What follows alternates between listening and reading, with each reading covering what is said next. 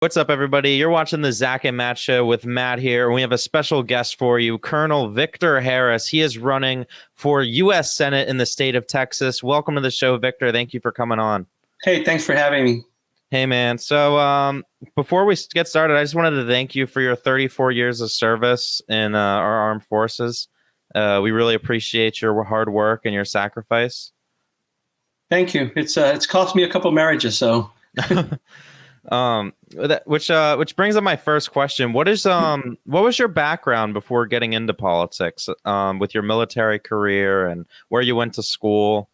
Well, I went to college in at San Antonio Community College, 2-year school after high school, and what happened was my grades were suffering because I was working about 60 hours a week, and I joined the Guard to pay for college.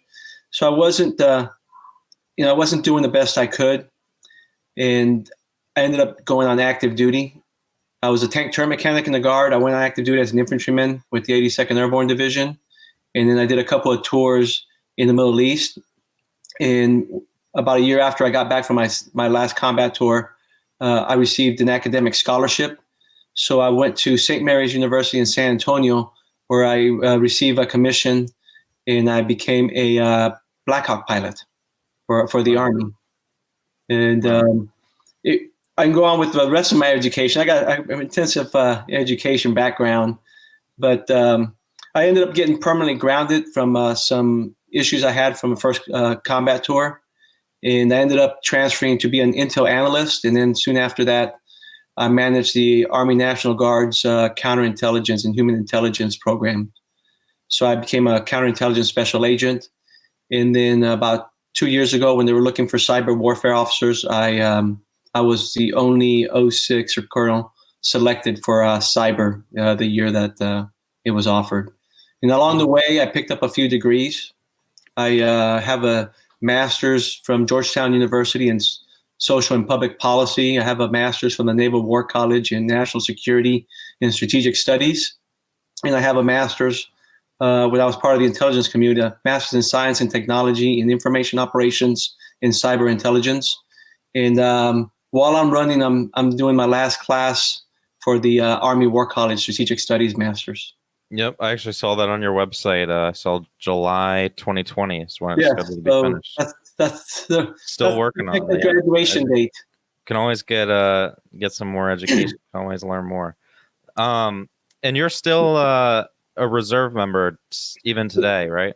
Yeah. So what happened was when I was applying, or when I was decided to run for office, I had to go into the IR, Individual Ready Reserve, even though I was still on active duty. And then when I got back from Africa, I ended up joining the reserve unit, and I'll be doing my first reserve drill just after the election in March. Wow. What inspired you to run for office? Because I think a lot of people, they're working in their everyday lives, going through the motions, and then to run for office, it's a big step. It takes a lot of courage, and you have to have a lot of ambition to want to bring about change. So what personally inspired you? So I don't know if it was inspiration as just fear. So just before I was getting ready to deploy to Africa, I was laying on my rack, and I heard over the news that the current administration was was threatening to close the border. And I thought how that would affect my family and my community in South Texas, because I'm from the Rio Grande Valley. We regularly, cross back and forth on the bridge, and if they close the border, the lines of communications between families and work and all that, our version of the American dream would be annihilated. So it's not that I wanted to run for office, but I thought I had to in order to protect my community. So almost continuing your career of service to the country. Right. I've been serving my country for 34 years. I thought maybe it's time to serve my community. That's awesome.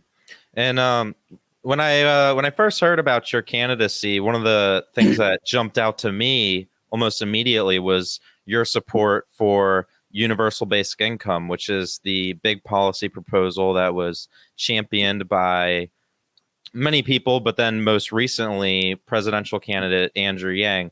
So I'm curious, how did you first hear about universal basic income, and why do you think it's a policy that should be not only included in your platform, but put into effect across the nation? Well, one thing that I do that I don't think a lot of candidates are doing is, for every policy that I say I want to change or alter, I have a plan. I sit down and I think out, and it takes me several days, sometimes weeks, to come up with a plan of, either how to pay for it, or how to implement it, or how to best go at advertising and see if I can get buy-in. So I had a lot of ideas on fixing our welfare policies and how to help people. Because my thought is, we've been helping corporate America for so long. It's time we started helping the American people. Make Americans great. But in my thought, I had how to change the tax laws to and how to get more revenue from corporations that aren't paying taxes. But when I put it all together, I still had holes. So I wasn't pushing it out yet because my plan still had a bunch of holes. It was like a big puzzle, and there was pieces missing. And I had heard about the UBI for a while, and kind of peripheral. I really wasn't paying attention that much.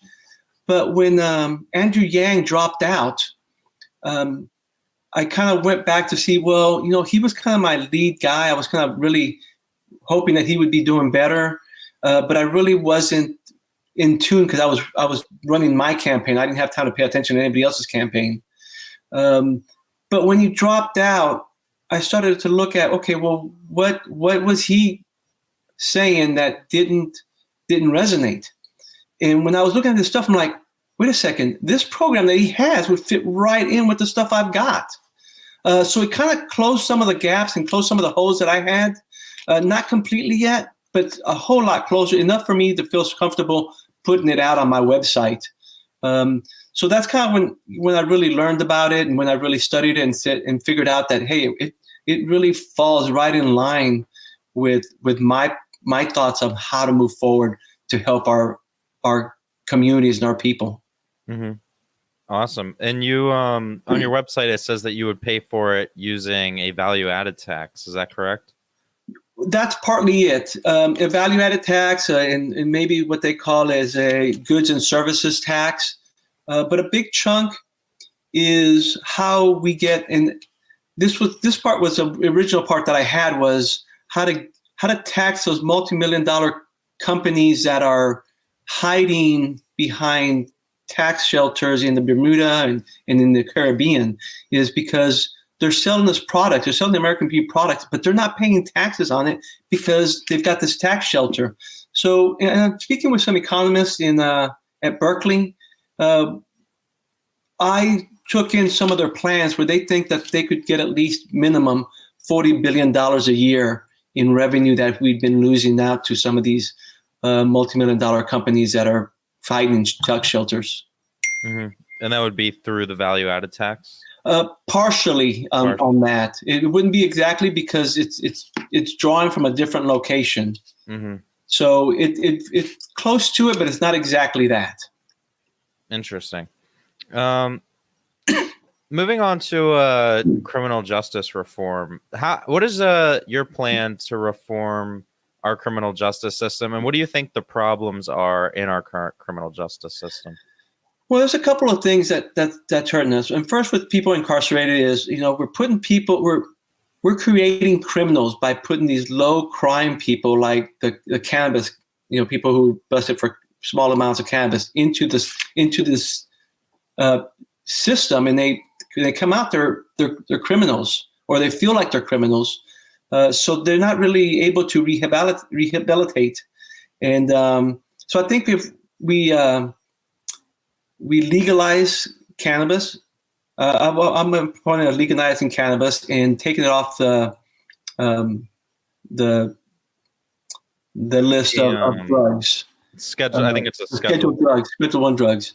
So by removing that, we could get rid of all of that. We can get rid of uh, private prisons. That just seems completely unethical to me, and I think that that's part of the problem because these private prisons are lobbying for longer sentences, and also the way we do policing.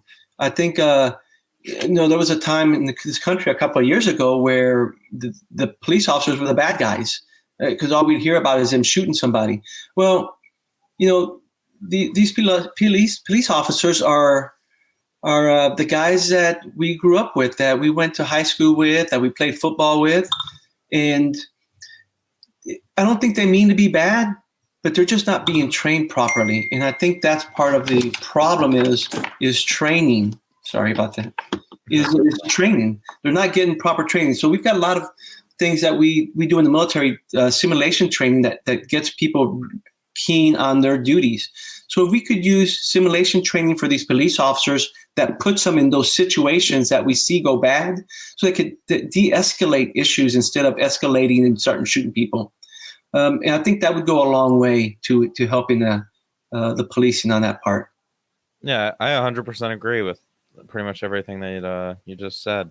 What do you think we need to do to reform our electoral system? I saw on your website that you're a proponent of ranked choice voting, which I also believe would be a great idea. But beyond that, just the issue of money right now dominates everything. It dominates politics. It dominates with all the special interest groups and corporate money. What do you see as the best way to try to mitigate that outside influence and put the onus on politicians to listen to the people rather than the big companies? Yeah, so of course, Andrew Yang had a plan for that, and the freedom dollars, democracy dollars. Democracy dollars, and I'll tell you, I don't really like all those names that he came up with, but the ideas are actually pretty good, and I think that could be one way of doing it. Is if we gave these vouchers so that American people would provide the support through that funding that they're provided, and we could use that. That's a good way of doing it. But also we need to get more people involved in voting. When less than half of the electorate votes, and we're not getting a real representation. So a couple of things that I would include in that is maybe a national holiday for voting, and then on top of that, what I would add, because people take the day off and then they just sleep all day, but I know I do that. What I would do is give people a tax break for voting. If they go vote, we get you, $50 or $100 tax break. Wow. And I'm sure Yang would come up with a great, patriotic name for that. But I think I just want to stick with the topic rather than start naming them. Yeah. But I think those two things, and then the addition of the Democratic dollar would actually to go a long way to getting a real representation of the people to our Congress. No, that's a really unique idea. I've never heard anyone propose anything like that before. I come up with some crazy stuff, man. That's what I do. I think that's what we need, and partly why Andrew Yang's campaign was able to draw in a bunch of people who traditionally maybe aren't into politics, is because voters are looking for, whether it's at the national level or at the state level or even at the local level, they're looking for people that are pushing new, bold ideas that currently aren't in the mainstream, but maybe deserve to be a part of the conversation. Well, the big thing is that we're still working with programs that were created in the 20th century, but we're in the 21st century. We need 21st century solutions for our 19th and 18th century programs. Yeah, 100%. So if you were, I think there's 11. You have 11 primary opponents, correct? Yeah, 11 or 12. I think 11. you make it 12. What out of all those candidates that you're running against, what separates you and makes you the best candidate to ultimately take on Senator John Cornyn in the general election? Well, the state of Texas is very conservative. for the most part. And I think some of those candidates, or actually most of those candidates, are very far left leaning. And so they're not electable in the general election because of that.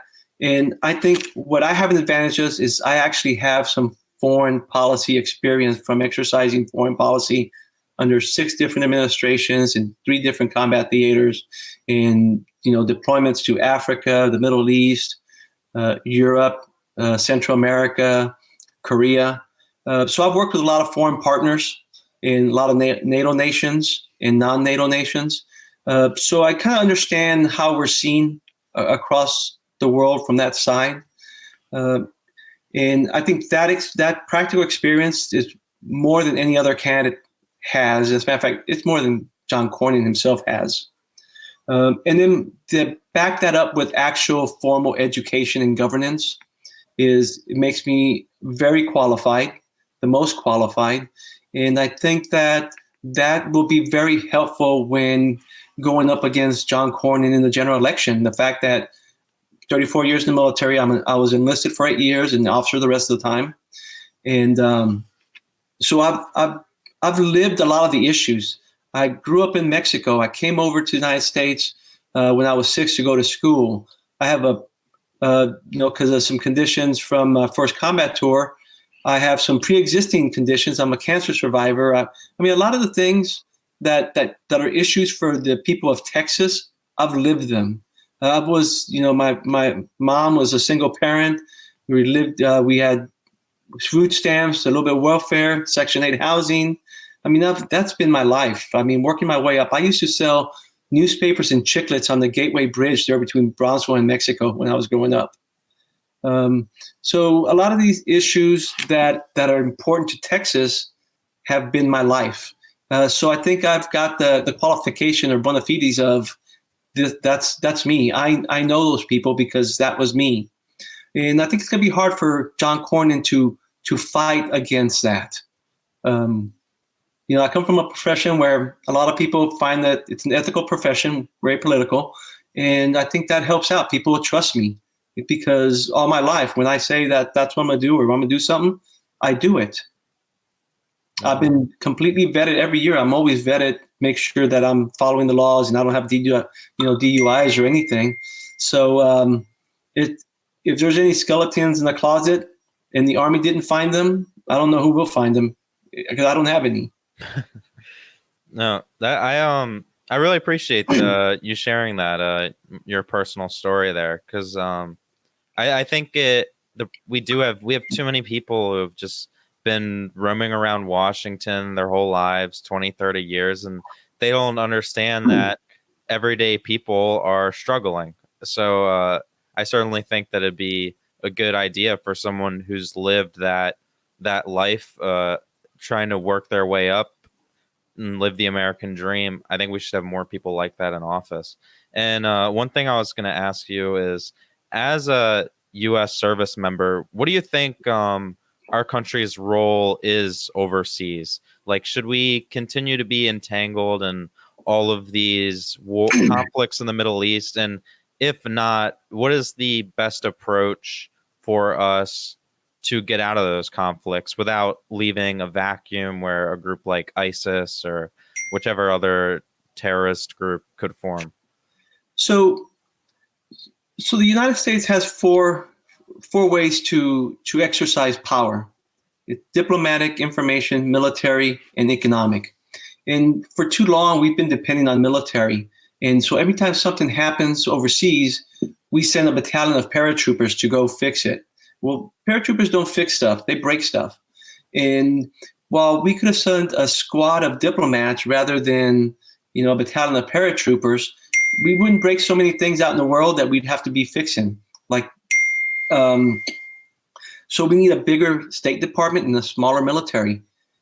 So that's what I would say that, and how to kind of fix that is draw back our military and don't use them just because it's expedient to use them. And we can send the 82nd Airborne Division anywhere in the world in 18 hours and we'll get something done, but it might not be the right thing to get done when we could have just sent 5 or 6 guys from the State Department to diplomatically work some of these things out.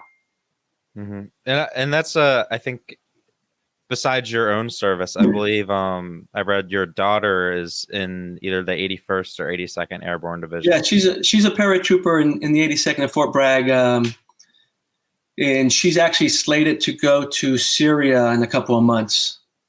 So, I mean, I have skin in the game. I got my daughter. She's a real smart girl. She's a West Point graduate with a degree in electrical engineering with a cyber focus. So she's a pretty smart girl. She didn't want to have any student loans when she graduated from college, so she volunteered to go to West Point. And I tried to talk her out of it, but I just couldn't. But she figures she's going to do her duty and deploy, do what she wants to do. She did a stint with NASA when she was at school. She did an internship at NASA, so she got really excited about the space Corps or whatever it's called, Space Force, the Space Force, and possibly working on more. She works on robotics when she was at NASA, so she's excited about that. But like I said, we keep sending our paratroopers out in the world, and they're just out there breaking stuff, and it takes us forever to try to get it fixed. And that's probably the wrong way of doing things. Yeah. This is a user asked question, audience asked question here. Someone wants to know, what were your thoughts on the killing of Qasem Soleimani? That was a righteous kill. So anytime you have an enemy combatant on the battlefield and you have a clean target, you need to take it, especially him. Now, my thoughts on Congress, if Congress wanted to protect him, Congress should have taken him off the terrorist list. In the situation with Soleimani, it's different, of course, because he was like our guardsman and reservist. You have dual personas. So one of his personas was a legitimate military leader of a country, and his other persona was a terrorist that fueled and funded terrorism. So just like a guardsman, sometimes your personas kind of come together.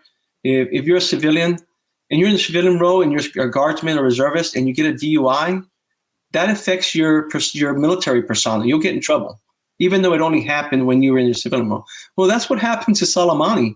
He was doing his terrorist actions in a combat zone, and we saw him, so we took him out. So I think that was a righteous kill. I was kind of concerned because at the time Iran was still fighting its own people. But after we took out Soleimani, they kind of joined together forces because they were mad at us. But then when they shot down that aircraft, they split again, and they're back in possible regime change if things don't keep fixing for themselves. Mm-hmm. But we've been at war with Iran for over 15 years. It's what we call a gray zone conflict. Not combat, but they've been taking out a lot of our guys for a long time. It's kind of like a Cold War.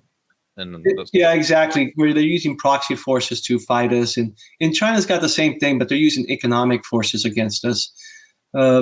So, I mean, that's definitely, I thought it was a righteous kill. I think that it motivated a lot of the soldiers that I know that were like, yeah, finally we took that guy out. About time. Yeah.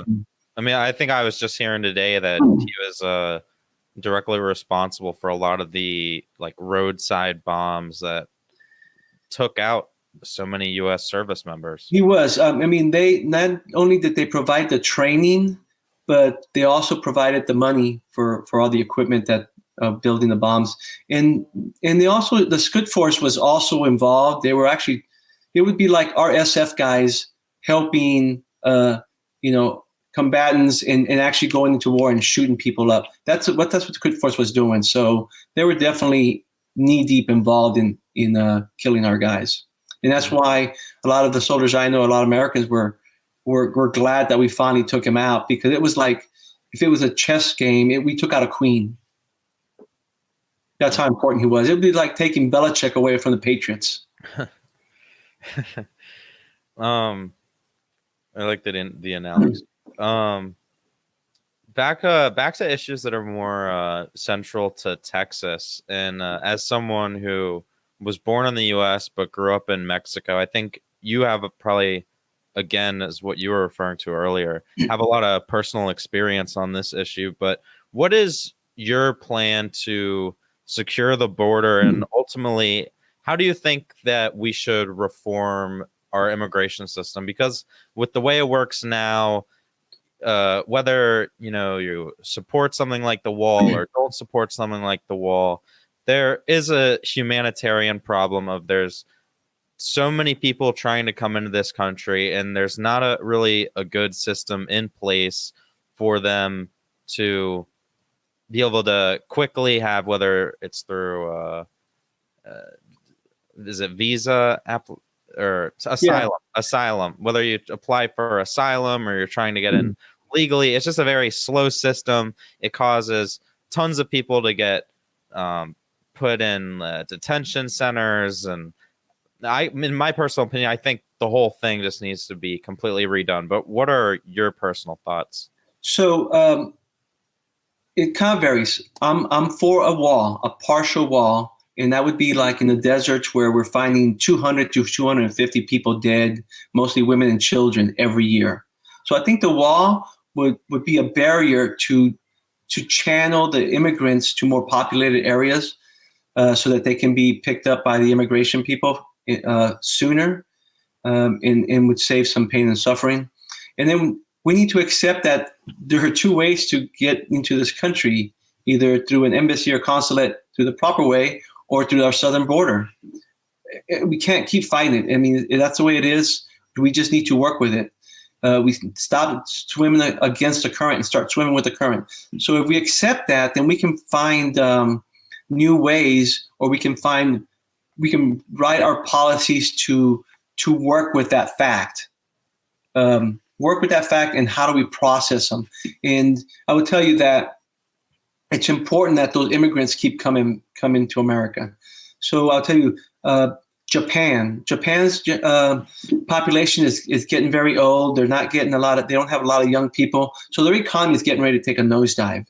And you remember Japan in the 80s and early 90s, there was the strongest economy, but they've slowed down because they don't have enough people in their economy. China, because of the one-child rule, is going to be slowing down and starting to hurt itself. So in the United States, in order for us to maintain the level of the economy we have now, we need a fertility rate of 2.1. Our fertility rate is 1.7. So that delta between the 2.1 and 1.7 is being filled by these immigrants from the South. So what we need to do is process them so that they can come in and get engaged in the economy sooner. So a lot of people will say that, hey, these immigrants that come in, they're poor, they don't have a lot of money, they're a drain on our welfare system, on what we have, helping them out. Well, they're right. That initial family coming in is a drain. But the studies show that the first and second generation of those families are integrating into our economy so well that they're thriving. And so anything that we paid initially, we're getting back, because these families are growing and they're providing income and paying taxes and making America great, making Americans great. So we need to look at the entire holistically, this whole system, instead of just looking at a little piece of it. So integrating them into the system would quicker and smoother would help out, and that would be my plan. Now, we don't need the cages. I know something that's very controversial is DNA testing. I support DNA testing on these children to ensure that they're there with their family and they're not being, there's no trafficking of kids going on. Yeah. So because, we have a responsibility to make sure to keep them safe. Everybody was up in arms when some of these kids died. Well, I would be up in arms if I knew that we weren't trying to curb this human trafficking. So that's why I support the DNA. But a lot of concerns on the DNA is that it's being used by the FBI to go after people. Well, we can curb those things because, there's certain rights that they would have if we take their DNA like any American would. And we just have to make sure if they want DNA, they need to subpoena it or something. We'll get a warrant for that DNA, just like we would if they were Americans. Yeah, I think referring back to what you said about how a lot of people will say immigrants are a drain on the system. And then you said, though, in the latter generations, that changes. I think I read a statistic that the formation rate of immigrant businesses is actually higher than like people have been in the country for from generation to generation. Immigrants are creating businesses at a higher rate than Right. So longtime if you citizens. think about why somebody creates a business or somebody doesn't, if somebody has a job and they've already got a security, a lot of people don't take chances. But when you're an immigrant and you don't have a lot of money, if you want to succeed, you have to take that leap. You have to take those chances, and it's just why I think that they're outpacing, Americans at this time because Mhm. they don't have as much to lose, Mm-hmm. Yeah, and, that and makes they need sense. it, you know. I really appreciate your honest thoughts on the immigration issues, because I think it's just been the whole issue on the border with an immigration. I think it's been so politicized both on the Democrat and Republican side, and I want someone who's just going to go in there and actually make it safe and legal for people to come across, because there is a huge element of human trafficking and sex trafficking that you can't just ignore. And I think some people running for office or in office now are failing to consider that. And but at the same time, I think immigrants are really good for the country. So there's got to be a way for them to be able to come in and legally and prosper. Yeah, I mean, we used to have the Bracero program, and that kind of died off. But I've always thought that maybe a more modern version of that would help out. Um, but we're moving to such an automated um, economy that we're still going to need some people to do some of the things that can't be automated, and then our citizens need to start moving towards being educated so they can go more into the service sector where they can assist the automation or work on automation. Mm-hmm. And we just need to, that's another thing that I have concern with is our education system. We need to start educating our people in, maybe a first grade through 14 that's supported by government free education at least first 2 years of college or a trade school. I mean, we always talk about college, but we don't talk about trade schools, which are very important, which we do need. Yeah, I mean, I think that was a big element of back to Andrew Yang's platform. Is his opinion was we're pushing too many people towards college when for a lot of Americans, the vast majority, college isn't actually the right answer. And he talked a lot about technical and vocational training. What is your kind of stance on making education affordable and also more accessible? So my plan on education is to take it down to the county or independent school level so that the parents of the children who have the most vested interest in those children getting an education, they control what they're going to learn. Because somebody in Austin or DC really doesn't know that community, and it can't be a one size fits all. And then what you'll have is you'll have communities that focus on certain things that they think is important, like STEM. We're going to need science to figure out this carbon energy issues. So those parents or that community will have the most vested interest to make sure that their children succeed. So if we bring it down to that level and then highly subsidized, I'm not saying free college, but highly subsidized college, at least the first 2 years of college. And then, then they go off to a bigger university for the last 2 years. And I mean, that's what I did. And I think a lot of people who don't have a lot of money, that's what they do. They'll go to the community college, get those general stuff, classes done, and then go to the 4-year school, because you do your 2 years at a community college and then you go to college, you go to university for 2 years. Your degree is going to be from that university. It's not going to be from the community college. So you're not really losing anything other than you're losing your money if you go to the 4-year college right off the bat. Mm-hmm. What What is your opinion on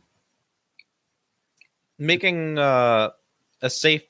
making our community safer in terms of the epidemic of gun violence? So I know in Texas, as you referred to earlier, more conservative state. So guns are a big deal in Texas. I mean, personally, I'm a gun owner myself, but I see that there's a problem and there needs to be a way to solve it. In my opinion, while still respecting the Second Amendment. What are your thoughts on that? Well, in Texas, you'll have an easier time taking away cowboy boots, cowboy hats, and Friday night football before you take away guns. That's just the way it is. And we shouldn't.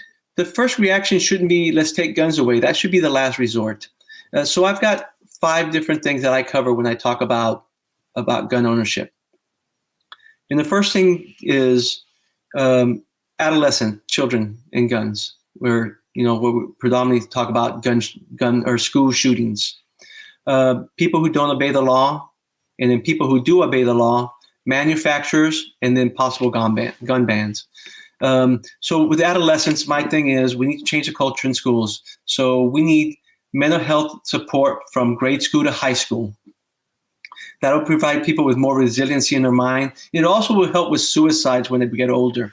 So if we take the stigma away of mental health and our children grow up and we change the culture of that, of mental health for our kids, just like we did seatbelts.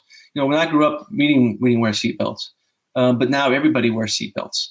So we changed the culture that way, and because we needed to. Too many people were dying in the roads. So too many people dying at schools from gun violence, and if we change that culture, I think we'll be better off on that. And then people who don't obey the law. So people don't. I support some red flag laws, but I think right now they're too wide. I think we still need to tighten it down a little bit more and make sure that people get their due process. And then as far as universal gun checks or universal checks for owning guns, right now what we're talking about doing a check at the point of sale, which creates loopholes at private sales or at gun shows.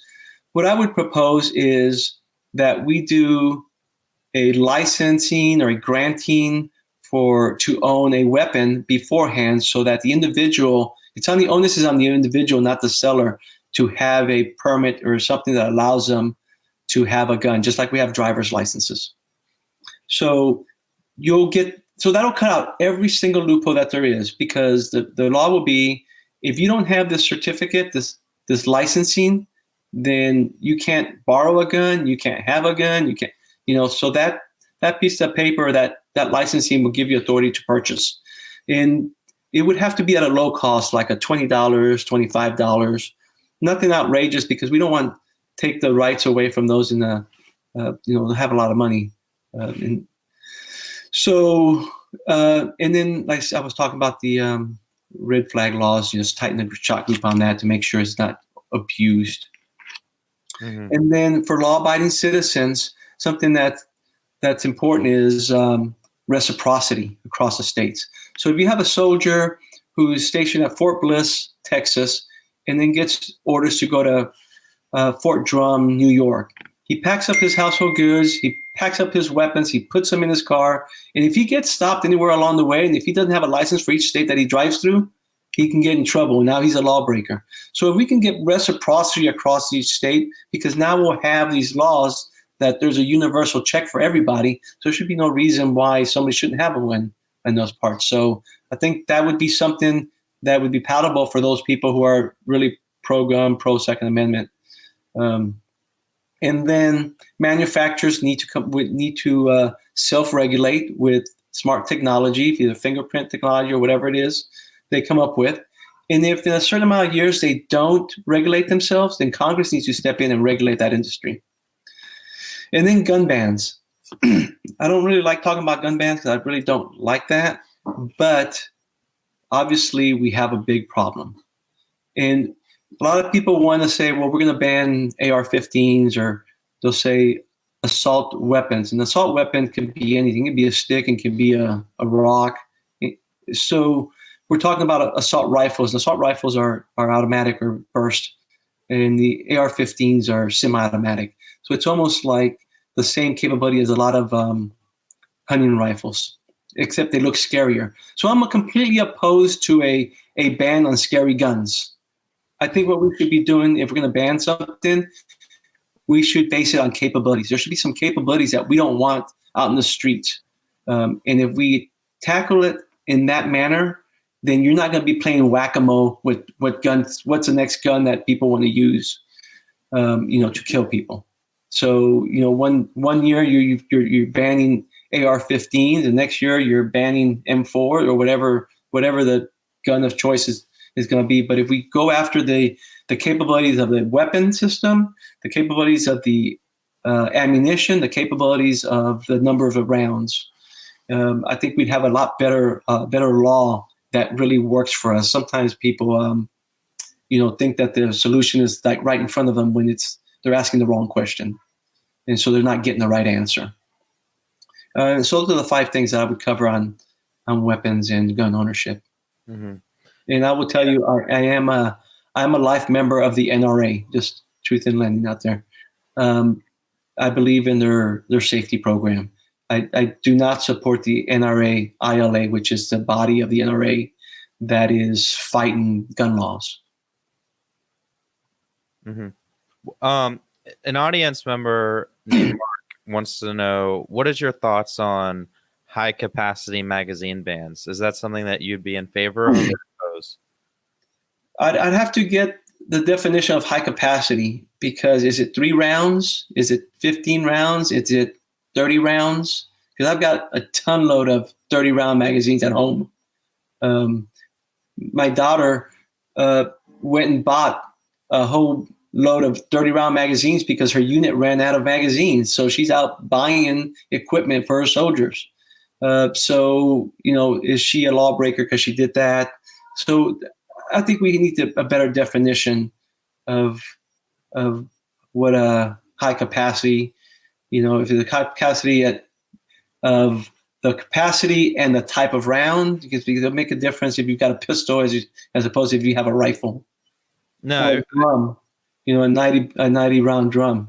No, I really appreciate you saying that, because I think it goes back to what you were talking about earlier with the whole, like, when people say, I want to ban assault weapons. Well, in my opinion, it's like, how do you define an assault weapon? So I appreciate you wanting to clarify on what exactly someone means by high capacity. I think they said more than 10 or 15. Yeah, so right now, hunting rifles, we got to understand that people are saying, "Oh, hunting rifles, it's a 2-action barrel. It's 2-action. You fire, you pull it back, and you put it back in." And but the technology of weaponry is going to gas operated, so you're going to have that recoil automatically. You're chambering a round each time you want a new round. That's old technology. So we need to accept that the evolution of weaponry has gone to semi-automatic. That is the standard now. And hunting rifles do the same thing now. And as a matter of fact, some rifles now you can put a magazine into. Some hunting rifles now, you buy the adapter and the trigger mechanism, and it holds multiple rounds. So we need to be careful or be very diligent in what we're going to go after and how it affects sportings. Mm-hmm. Yeah, every side needs to be looked at, and it's something that has to really be carefully studied, and these things, they have to be very specifically defined. Right. Yeah, and you can't equate how good you can shoot with how much you know about weapons. I mean, anytime I walk in a room, I'm usually the best shot in the room. I wouldn't doubt it. I've had a lot of practice as an Army Ranger, but that doesn't mean that I know all the ins and outs on the trigger mechanism, how it works, the sears, how semi and automatic weapons work with 2 sears. So we need the smart people to kind of help us figure that part out.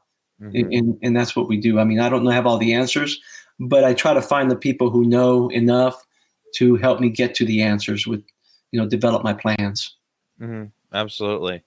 How do you think, back to universal basic income, how, if you were elected to the Senate, how would you work with both Democrats and Republicans to try to get a big initiative like that passed? So I think the first selling point is saying, hey, these are 20th century problems that were solved with these programs, but we need 21st century solutions. We need to start thinking out of the box and how to best utilize our resources to help the American people. Because right now we have overlaps in some areas and we have holes in some where people get stuck. So we need a completely look at all the social programs and figure out how to best and how to efficiently manage those. And I think UBI is going to be part of the conversation in that. So I think that covers pretty much everything. I think one issue that you wanted to discuss a little bit more was about, because in Texas, not only is it a border state, but it also borders the Gulf of Mexico, and there's a lot of oil companies, and energy is a big sector of the economy in Texas. But also just being on the Gulf of Mexico, there's the floods that happened in Houston due to the last hurricane. So climate change is making a big impact on Texas. What do you think the balance is in terms of trying to mitigate climate change, but in the process not destroy all these jobs that are located within Texas in the energy sector? Climate change disproportionately is affecting Texas. So what we are seeing is all these floods on the east side of Texas, in the Valley, Corpus Christi, and Houston. These sides getting floods, and on the west side, what we've got these droughts, and so we're getting hit from both sides. So what we need to do is build resiliency. One is new crops, sturdier crops, and building codes will help. And then just look at the topography of Texas and do some hydrology studies to see, where do we expect the water to be at flooding most areas. And we work on that. I mean, so because it's happening, we need to fix that part of it. And then how do we combat climate change when it will literally, again, disproportionately affect Texas because our economy is so based on carbon energy.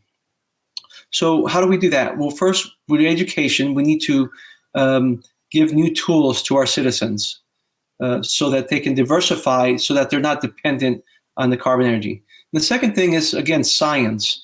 Science, we can pull CO2 out of the air and turn it back into gas. So the studies are there. They're working on it. So we need to invest more money in science to figure out maybe not the solution to come off them, but the solution to be more efficient so that we can have more time to come up with the final solution. And if the next frontier is space, you can't run a gas engine in space. It's just not going to work.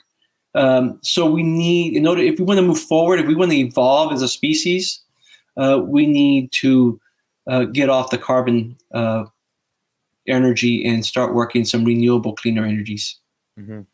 What is your opinion on policies like the Green New Deal that's being pushed by candidates like Alexandria Ocasio-Cortez? Do you think that it goes too far, or the timeline's too quick, or what are your opinions? So I think the timeline's too quick. It's unrealistic. We have to understand that this is a capitalist world, and you're not going to get people to, give up their lifestyle or their money or whatever it is they have that they treasure, and stop using aircraft.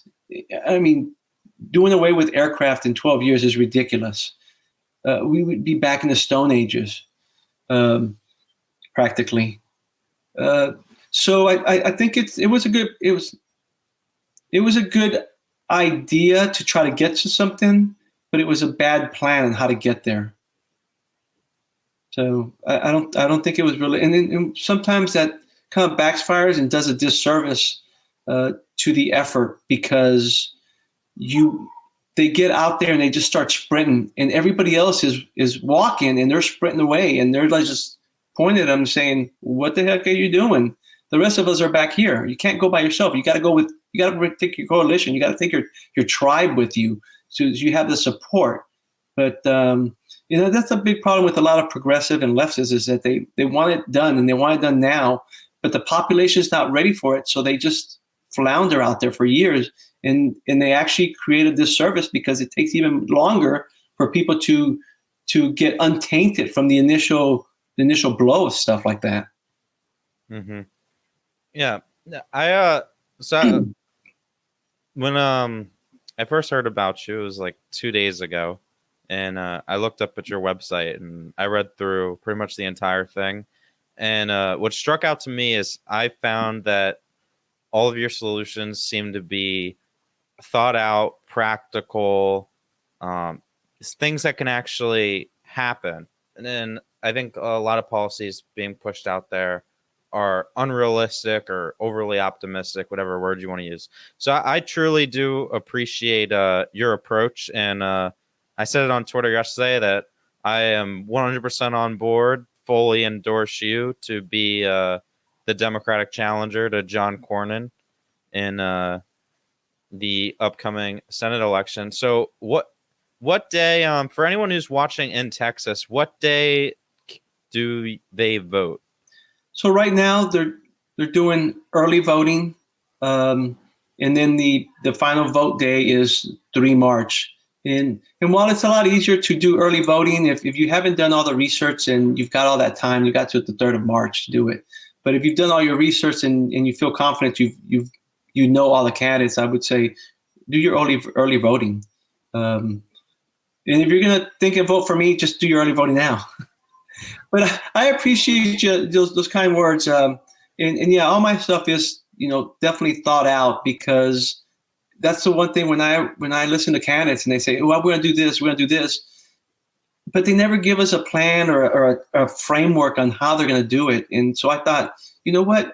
If I was a voter, I would expect that. Don't just tell me how it should be. Tell me how you're gonna get us there. So I am a moderate, but with progressive ideas, which is sometimes kind of throws people off. I'm like, how can you be progressive and moderate? It's like, well, I've got progressive ideas, but I'm moderate in how to get there. So I know that to bring the tribe along with me. I don't want to be the one sprinting by myself and everybody pointing and laughing at me because I'm going crazy. So, it's a little different. And I brand myself as a Texas Democrat, as opposed to just a Democrat. I just don't think that the ideas and what the expectations are of people from Democrats from California or New York is the same as in Texas. I think Texas has its own different Texas values and different branding. And I cater to that because that's who I would be representing.